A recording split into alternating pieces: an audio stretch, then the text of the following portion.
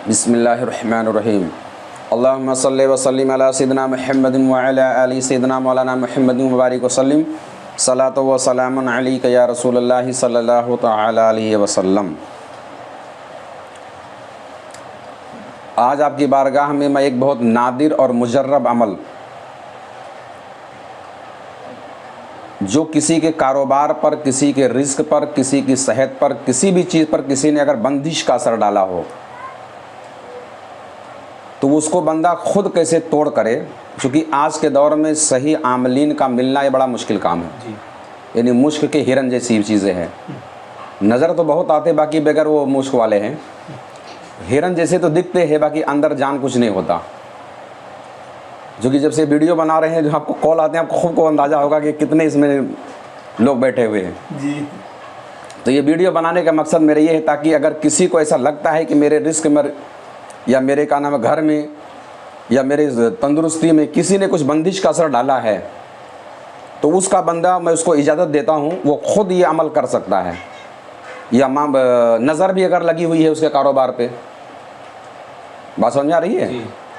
यानी किसी भी तरह की रुकावट अगर महसूस कर रहा है कि यार कल से मेरे को लगता है कि मेरे धंधे में कुछ असर आ रहा है, और उसको मामूली भी शक है कि शायद किसी की नज़र लग सकती है, क्योंकि अमाले बंदिश करने वाले भी उतने माहिर लोग नहीं हैं।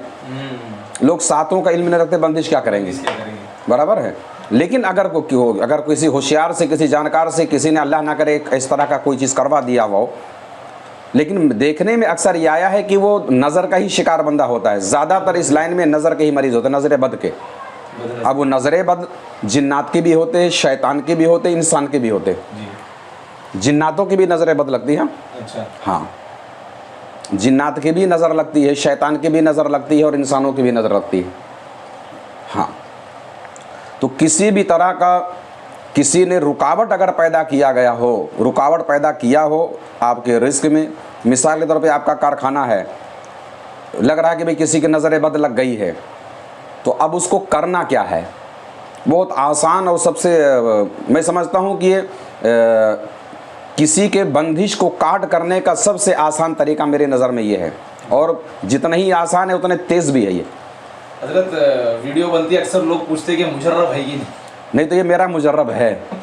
यानी 12 मैंने इस पर खुद पे भी आजमाया और दूसरों पे भी आजमाया, यानी ये मुजर्रब है जी। मुजर्रब का लोग जो सवाल करते थे, मेरा मुजर्रब है। मैं अक्सर फ़ोन आते हैं हज़रत, तो पूछते हैं मुजर्रब है या नहीं।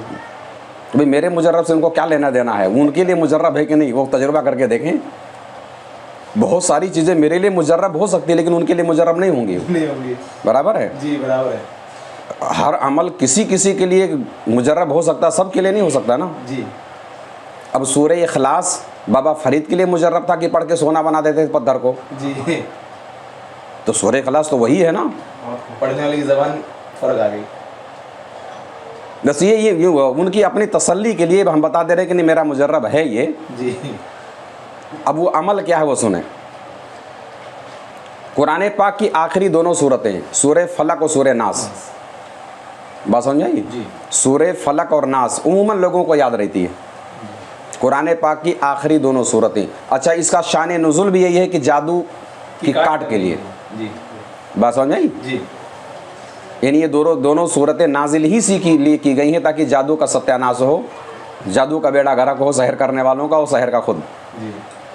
तो अब उसका तरीका ये है कि कुरान पाक की आखिरी दोनों सूरतें।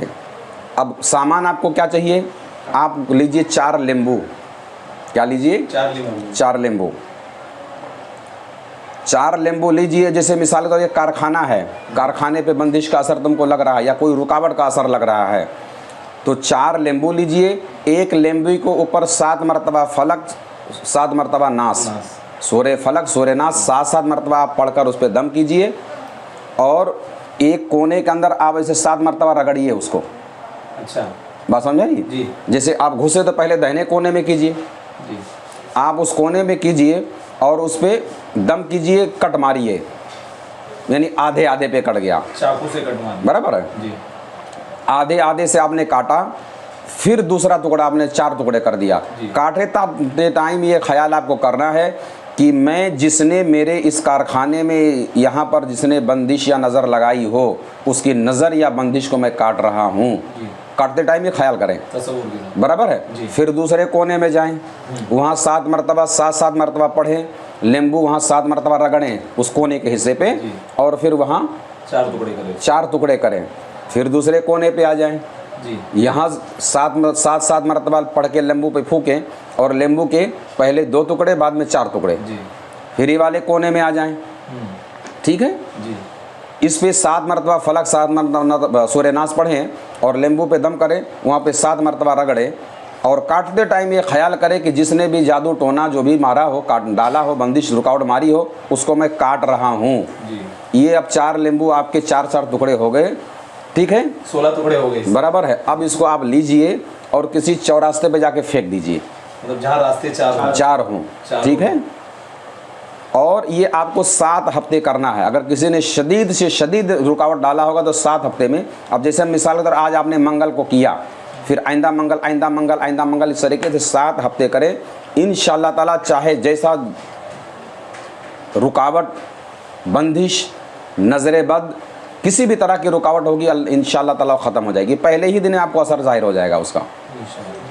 और उमूमन ये सूरह फलक और नास उमूमन लोग जानते हैं, बात समझ में आई। अक्सर लोगों को याद रहता, छोटी छोटी सूरतें हैं।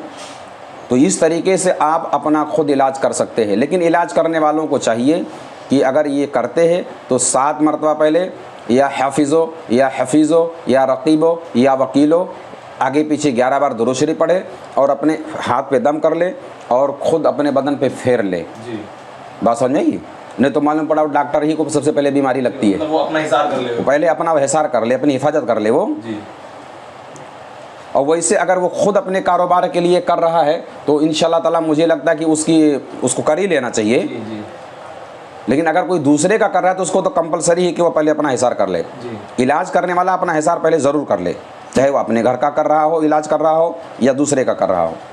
लेकिन ये मेरा मशवरा यह है कि ये जो अवाम बेचारी परेशान होती है, वो इनसे बाबाओं के चक्कर में पड़ी रहती है कि वो काट कर देंगे, काट बाट कुछ कर नहीं पाते बेचारे, खाली इनका पैसे कटता है बस। यानी इनके पैसे की काट बराबर होती है, लेकिन वो काट होता कि नहीं होता पता नहीं। ये काट के लिए बोलते हैं और बाबा बराबर काटते हैं, बराबर है। यानी वो आया था कटवाने के लिए अपना जादू, और उसका नोट कट जाती है, जेब काट ली इसकी, यानी कटिंग इसके नोटों की हो जाती है। ठीक है, मरीज़ों को चाहिए कि किसी भी आमिल से अगर इलाज कराएं तो उनकी भी ज़रूरियात का ख्याल करें, उनको नज़र दे दें, जो नज़र देना सुन्नत है, ठीक है, ताकि उसके अमल में असर हो। अगर कोई शख्स किसी आमिल को नज़र नहीं देता तो उसकी तावीज़ उसके हक़ में कबूल भी नहीं होगी। ये बात याद रख लें, जहाँ मैं इधर बता रहा हूँ इधर भी बता रहा हूँ। अगर कोई मरीज़ किसी आमिल से तावीज़ बनवाया और अगर उसने उसको नज़र नहीं दिया तो उस तावीज़ में असर नहीं रहेगी, ये बात याद रख लेना। तो बेहतर है कि कुछ ना कुछ पहले आप दे दें, चूँकि वो आपका कौन है भाई, रिश्तेदार है। आप बगैर फ़ायदे के लिए किसी के लिए कुछ करते हो क्या? नहीं करते, तो वैसे क्यों आपके लिए करेगा वो? बात समझ में आई भाई। हम खुद से पूछे कि मैं किसी के लिए फ्री में कुछ करता हूँ क्या? नहीं, तो दूसरे से क्यों उम्मीद रखते हो भाई? अब लोगों की ये सोच है कि ये बाबा है तो इसको पैसा नहीं लेना चाहिए, क्यों ले रहा है?